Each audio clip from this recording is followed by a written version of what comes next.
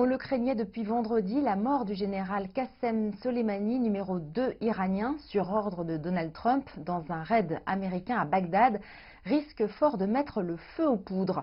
L'Iran a donc déjà riposté dans la nuit de mercredi en tirant des missiles contre 2 bases abritant des soldats américains en Irak. Alors que le monde entier est suspendu à une éventuelle escalade des tensions, ce nouveau développement a été largement couvert par les médias français qui donnent de nombreux détails sur la position hexagonale, alors que la France a officiellement condamné les attaques. Le quotidien national Le Monde est revenu sur la riposte iranienne en parlant d'une vengeance mesurée de l'Iran, mettant en avant l'absence d'une opération de grande ampleur, comme cela avait été redouté. Dans le quotidien régional Ouest France, on apprend que Macron appelle Rouhani à la retenue pour ne pas aggraver l'escalade en cours. La suite revient sur une conversation téléphonique avec Hassan Rouhani dans laquelle Emmanuel Macron a souligné la détermination de la France à travailler à l'apaisement des tensions. Et à ce sujet, le quotidien économique Challenge revient, lui, sur la position française sur le dossier iranien en se demandant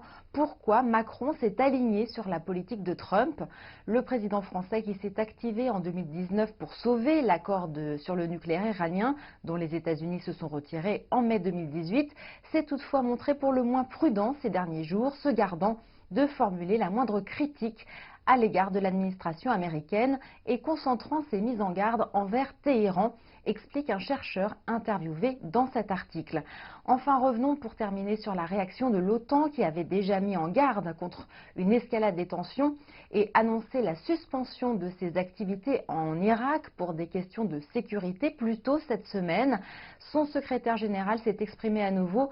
suite à l'offensive iranienne pour condamner les attaques de missiles iraniens sur les États-Unis et les forces de coalition en Irak, tout en réitérant les appels de l'organisation envers l'Iran à ne pas faire usage de la violence.